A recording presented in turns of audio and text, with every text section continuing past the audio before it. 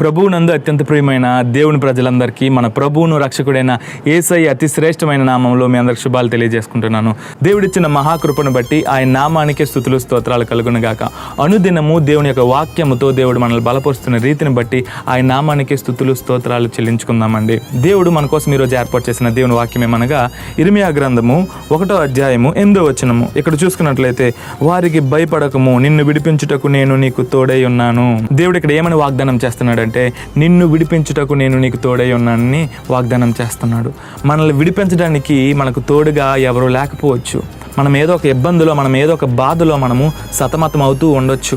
కానీ ఆ బాధ నుంచి, ఆ యొక్క ఇబ్బంది నుంచి దేవుడు మనల్ని విడిపించడానికి సమర్థుడు. మనం ఏ బాధలు ఉన్నా, ఏ ఇబ్బందిలో ఉన్నా, ఏ ఇరుకులో ఉన్నా, ఏ యొక్క సమస్యలో ఉన్నా దేవుడు మనల్ని విడిపించడానికి సమర్థుడు అని మనము ధైర్యంగా ఉండాలి. మనం ఈ లోకంలో ఎవరిని చూసి మనము ధైర్యంగా ఉండడం కాదు, కానీ దేవుడిని చూసి మనము ధైర్యంగా ఉంటే మన ప్రతి బాధ నుంచి దేవుడు మనల్ని విడిపించడానికి ఆయన సమర్థుడు. ఆయన ఎటువంటి పెద్ద సమస్యనైనా చాలా తేలికగా నీ నుంచి దూరం చేస్తాడు. నువ్వు ఎటువంటి బాధలో ఉన్నా దేవుడికి తెలుసు ఆ బాధ నుంచి నిన్ను ఎలా బయటికి తీసుకురావాలో. Just you have to ask God. నువ్వు దేవుణ్ణి అడగాలి అంతే. ఆ సమస్య నుంచి ఎలా బయటకు పడాలని నువ్వు దేవుడిని అడిగినట్లయితే ఆయన తప్పకుండా చేస్తాడు ఆ పని. నిన్ను విడిపించుటకు నేను ఉన్నానని దేవుడు వాగ్దానం చేస్తున్నాడు.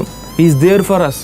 ఆయన మనకు ఉన్నాడు. మనం ఈ పోటీ ప్రపంచాన్ని చూసేటప్పుడు మనము భయపడవచ్చు, కానీ ఆయన ధైర్యాన్ని ఇచ్చే దేవుడు. నిన్ను ఒకళ్ళు మాటల చేత నిన్ను భయపెడుతున్నారా, లేదంటే నువ్వు చేస్తున్న మంచి కార్యాన్ని అడ్డుకోవడానికి ఎవరైనా ఒక ఆటంకంగా, ఒక ఆటంక శక్తిగా మారి నిన్ను అడ్డుకుంటున్నారా, ఆ ప్రతి అడ్డుని దేవుడు తొలగించి నీకు ధైర్యాన్ని ఇస్తాడు.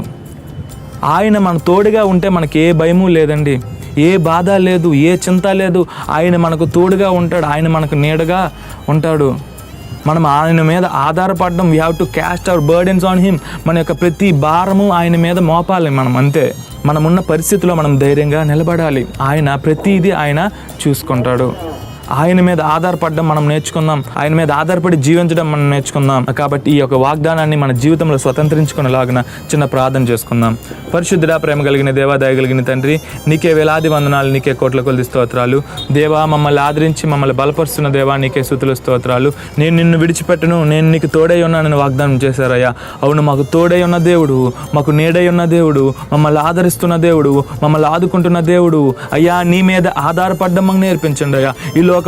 ఈ లోకంలో దేని మీద ఆధారపడినా, ఈ లోకంలో దేని వైపు చూసినా మేము వేసరిపోవడమే. ఈ లోకంలో దేని వైపు చూసి దేవతండ్రి మేము అయ్యా ముందుకు కొనసాగిన నిరాశ చెందాలి. కానీ దేవతండ్రి అయ్యా, నీ మీద మేము ఆధారపడి దేవతండ్రి అయ్యా మేము ప్రయాణించినట్లయితే దేవతండ్రి ఏ నిరాశ ఉండదయ్యా, ఏ యొక్క దేవతండ్రి పరిశుద్ధ బాధ ఉండదయ్యా. దేవతండ్రి నువ్వు ధైర్యాన్ని నింపే దేవుడు అయ్యా, నువ్వు బలాన్ని ఇచ్చే దేవుడు, నువ్వు శక్తినిచ్చే దేవుడు అయ్యా. కేవలం నీ మీద ఆధారపడడం మాకు నేర్పించే దేవతండ్రి. ఈ యొక్క ప్రార్థనని నీ యొక్క పాదాల చెంత చేర్చుకుంటారని, ఇదిగో ఏ తప్పులను క్షమించి మన్నిస్తారని యేసు పరిశుద్ధ నామాన్ని అడిగి వేడుకొని పొందుకున్నాం మా పరమ తండ్రి.